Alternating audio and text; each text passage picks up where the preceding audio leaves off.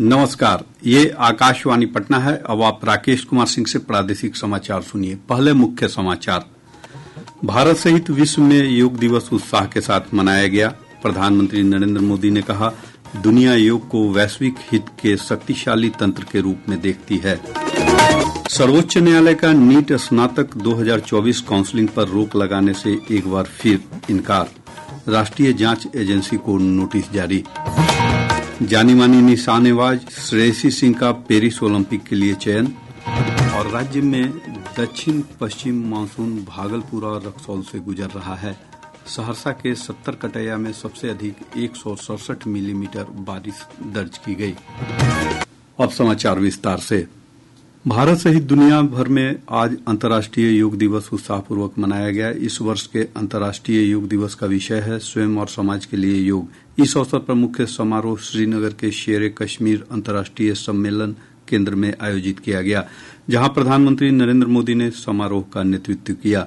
इस अवसर पर 7,000 से अधिक लोगों ने प्रधानमंत्री के साथ सामूहिक योगाभ्यास किया। बाद में एक जनसभा को संबोधित करते हुए श्री मोदी ने कहा कि दुनिया भर में योग अपनाने वालों की संख्या बढ़ती जा रही है और इसकी उपयोगिता को भी लोग पहचान रहे हैं। श्री मोदी ने कहा कि योग आज शोध का विषय बन गया है और कई शोध पत्र पहले ही प्रकाशित हो चुके हैं। प्रधानमंत्री ने कहा कि योग को दुनिया को वैश्विक कल्याण के एक शक्तिशाली तंत्र के रूप में देख रही है। साथियों, आज पूरी दुनिया में योग करने वालों की संख्या निरंतर बढ़ रही है। योग के प्रति आकर्षण भी बढ़ रहा है। योग की उपयोगिता के संबंध में भी जन सामान्य कन्विंस हो रहा है। मैं विश्व में हर जगह जितने भी ग्लोबल लीडर से मिलता हूं, जहां भी जाता, शायद ही कोई एक आध मिल जाएगा जो मेरे से योग की बात न की हो। दुनिया के सभी वरिष्ठ नेता जब भी मौका मिलता है मेरे से योग की चर्चा जरूर करते हैं। दुनिया के कितने ही देशों में योग डेली लाइफ का हिस्सा बन रहा है। पिछले 10 वर्ष में योग के विस्तार पर प्रधानमंत्री ने एक नई योग अर्थव्यवस्था के बारे में बात की और योग पर्यटन के प्रति बढ़ते आकर्षण और लोगों की योग सीखने के लिए भारत आने की इच्छा का उल्लेख किया। बीते 10 वर्षों में योग का ये जो विस्तार हुआ है, उससे योग से जुड़ी धारणाएं बदली हैं। योग अब सीमित दायरे से बाहर निकल रहा है। आज दुनिया एक नई योग इकोनॉमी को आगे बढ़ने में देख रही है। आप देखिए, भारत में ऋषिकेश, काशी से लेकर केरला तक योग टूरिज्म का नया ट्रेंड देखने को मिल रहा है। श्री मोदी ने कहा कि योग केवल विद्या नहीं बल्कि विज्ञान भी है और यह समाज में सकारात्मक बदलाव के नए रास्ते बना रहा है। साथियों, योग केवल एक विद्या नहीं है बल्कि एक विज्ञान भी है।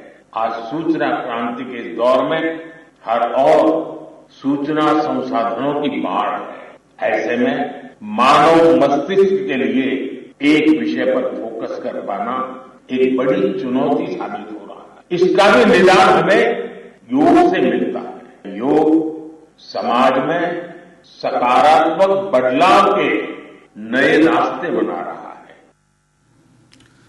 केंद्रीय स्वास्थ्य मंत्री जेपी नड्डा ने कहा कि प्रधानमंत्री नरेंद्र मोदी के नेतृत्व में योग विश्व के हर कोने में पहुंचा है।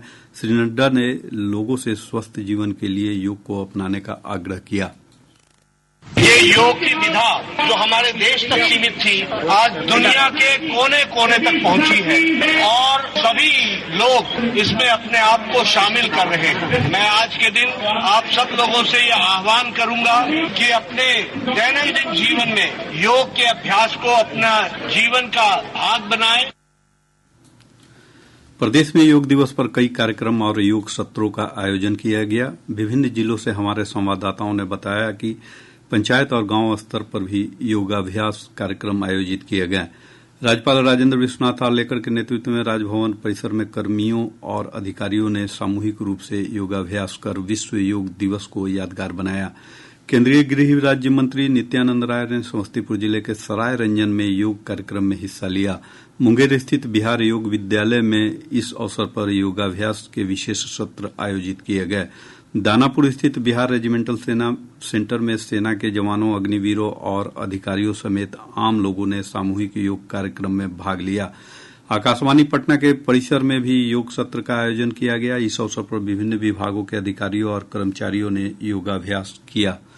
इधर आयुष मंत्रालय की ओर से राजधानी पटना के कंकड़बाग स्थित पाटलिपुत्र खेल परिसर में योग समारोह का आयोजन किया गया, जहां मुख्यमंत्री, उप मुख्यमंत्री सम्राट चौधरी और विजय कुमार सिन्हा, स्वास्थ्य मंत्री मंगल पांडेय और सहकारिता मंत्री डॉक्टर प्रेम कुमार समेत कई गणमान्य लोगों ने सामूहिक योगाभ्यास कार्यक्रम में भाग लिया। इस अवसर पर उप मुख्यमंत्री सम्राट चौधरी ने लोगों से योग को अपनी नियमित दिनचर्या में शामिल करने की अपील की। स्वास्थ्य मंत्री मंगल पांडेय ने कहा कि ये प्रधानमंत्री नरेंद्र मोदी के प्रयासों का परिणाम है, जिसकी बदौलत पूरी दुनिया ने योग को अपनाया है। सर्वोच्च न्यायालय ने मेडिकल स्नातक प्रवेश परीक्षा नीट यूजी की इस वर्ष की काउंसलिंग प्रक्रिया रोकने से इनकार कर दिया है और राष्ट्रीय परीक्षा एजेंसी को नोटिस भेजा है। न्यायालय ने नई याचिकाओं को मौजूदा याचिकाओं के साथ जोड़ दिया और सुनवाई की तारीख 8 जुलाई तय की है। यह फैसला इस मामले पर परीक्षा को लेकर चल रही कानूनी चुनौतियों के बीच आया है। प्रादेशिक समाचार आप आकाशवाणी पटना से सुन रहे हैं। ताजा समाचारों के लिए आप हमारे एक्स हैंडल AIR_News_ पटना पर जा सकते हैं।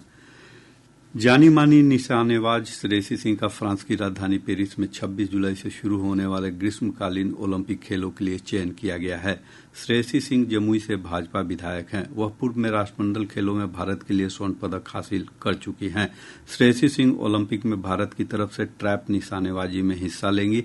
अंतर्राष्ट्रीय निशानेबाजी खेल महासंघ ने आज 21 सदस्यीय निशानेबाजी दल का ऐलान किया है, जिसमें श्रेयसी सिंह का भी नाम शामिल है।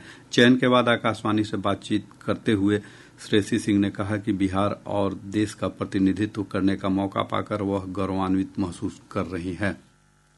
मुझे बहुत खुशी है इस बात की। मुझे मेरे निशानेबाजी के 17 साल के करियर के बाद ये मौका मिला है। ये मेरे परिवार के लिए और खासतौर से बिहार के सभी लोगों की एक बहुत बड़ी उम्मीद जुड़ी थी, एक बहुत बड़ा सपना इससे जुड़ा था कि कोई बिहार का प्रतिनिधित्व करते हुए भारतीय दल का हिस्सा रहते हुए ओलंपिक तक जाए। आज ये मेरा सौभाग्य है कि मैं बिहार की पहली खिलाड़ी बनी हूँ, चाहे वो महिला या पुरुष दोनों ही वर्गों में, जो ओलंपिक्स तक जा रही है, बिहार को अपने साथ लेकर जा रही है। आकाशवाणी समाचार को भारत में सबसे भरोसेमंद समाचार ब्रांडों में से एक माना गया है। ऑक्सफोर्ड यूनिवर्सिटी के writers institute for the study of journalism के हाल ही में कराए गए एक सर्वेक्षण में देश के मीडिया जगत में आकाशवाणी समाचार की श्रेष्ठता की पुष्टि की गई है। प्रसार भारती के अध्यक्ष नवनीत कुमार सहगल ने इस उल्लेखनीय उपलब्धि पर कहा कि यह सभी परिस्थितियों में सच्ची और प्रामाणिक खबरें प्रसारित करने की आकाशवाणी समाचार की अटूट प्रतिबद्धता का प्रमाण है। ऑल इंडिया रेडियो को वीडियो कैटेगरी में सबसे भरोसेमंद चैनल माना गया। ऑल इंडिया रेडियो और प्रसार भारती का मोटो है भरोसा सच का। हम सच के अलावा और कुछ नहीं दिखाते हैं, कुछ नहीं चलाते हैं। तो सारे दर्शकों को भी मैं बधाई देना चाहूंगा जो हमारे इस रेडियो के साथ जुड़े रहे, ऑल इंडिया रेडियो के साथ, और कर्मचारियों को, अधिकारियों को विशेष रूप से बधाई। ये जो भरोसा है देश का, दुनिया का, ऑल इंडिया रेडियो पे, इस भरोसे को हम लोग आगे भी कायम रखें। प्रदेश में मानसून ने दस्तक दे दी है। इस बार मानसून का आगमन निर्धारित समय से लगभग 1 सप्ताह देरी से हुआ है। अगले 2 से 3 दिनों में मानसून के राज्य के हर हिस्से में पहुंचने की संभावना है। मानसून के प्रवेश करते ही राज्य के कई हिस्सों में भारी बारिश दर्ज की गई है। मौसम विभाग के अनुसार पिछले 24 घंटों के दौरान सहरसा जिले के 70 कटैया प्रखंड में सर्वाधिक 167 मिलीमीटर बारिश रिकॉर्ड की गई। सहरसा से हमारी संवाददाता ने बताया है कि भारी बारिश से कई निचले इलाके जलमग्न हो गए हैं।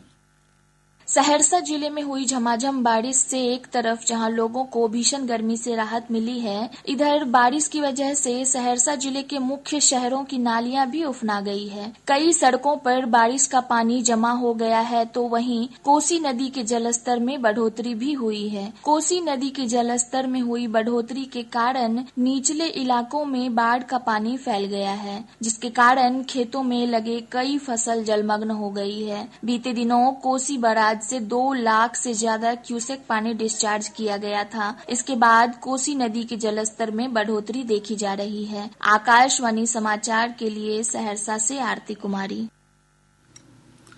वहीं राज्य के उत्तर पूर्वी भागों में भी हल्की से मध्यम वर्षा हुई है। मौसम विज्ञान केंद्र पटना के वैज्ञानिक कमल सिंह गुप्ता ने बताया है कि अगले 24 घंटों के दौरान राज्य के उत्तर और उत्तर पश्चिमी भागों में कई स्थानों पर तेज हवा के साथ बारिश की संभावना है।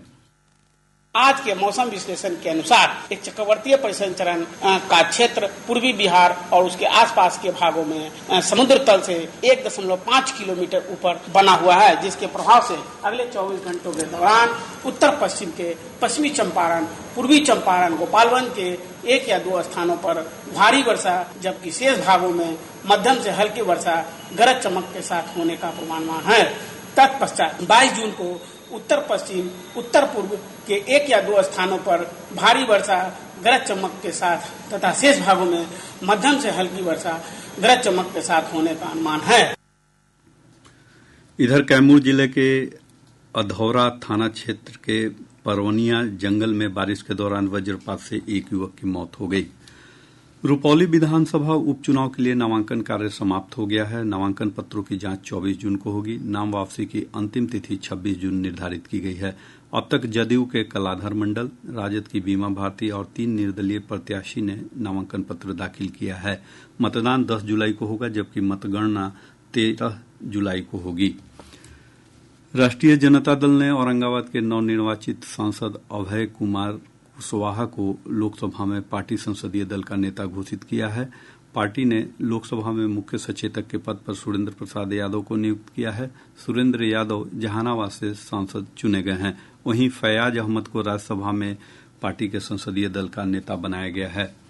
जमालपुर भागलपुर रेलखंड पर पाटम और रतनपुर स्टेशन के बीच डाउन रेलवे ट्रैक पर ट्रेन से कटकर 2 छात्रा की मौत हो गई। मधुबनी जिले के रुद्रपुर थाना क्षेत्र के बरसाम गांव में एक तालाब से मिट्टी खुदाई के दौरान उमा माहेश्वर की कर्नाटकालीन मूर्ति मिली है। विशेषज्ञों के अनुसार मूर्ति लगभग 700 से 800 साल पुरानी है। कैमूर जिले में नाबालिग से दुष्कर्म के मामले में विशेष न्यायाधीश ने दोषी को 20 वर्ष की सश्रम कारावास और 70,000 रुपये के जुर्माने की सजा सुनाई है। और अब अंत में मुख्य समाचार एक बार फिर। भारत सहित विश्व में योग दिवस उत्साह के साथ मनाया गया। प्रधानमंत्री नरेंद्र मोदी ने कहा, दुनिया योग को वैश्विक हित के शक्तिशाली तंत्र के रूप में देखती है। सर्वोच्च न्यायालय का नीट स्नातक 2024 काउंसलिंग पर रोक लगाने से एक बार फिर इनकार। राष्ट्रीय जांच एजेंसी को नोटिस जारी। जानी मानी निशानेबाज श्रेयसी सिंह का पेरिस ओलंपिक के लिए चयन। और राज्य में दक्षिण पश्चिम मानसून भागलपुर और रक्सौल से गुजर रहा है। सहरसा के 70 कटैया में सबसे अधिक 167 मिलीमीटर बारिश दर्ज की गई। इसके साथ ही आकाशवाणी पटना से प्रसारित प्रादेशिक समाचार का ये अंक समाप्त हुआ।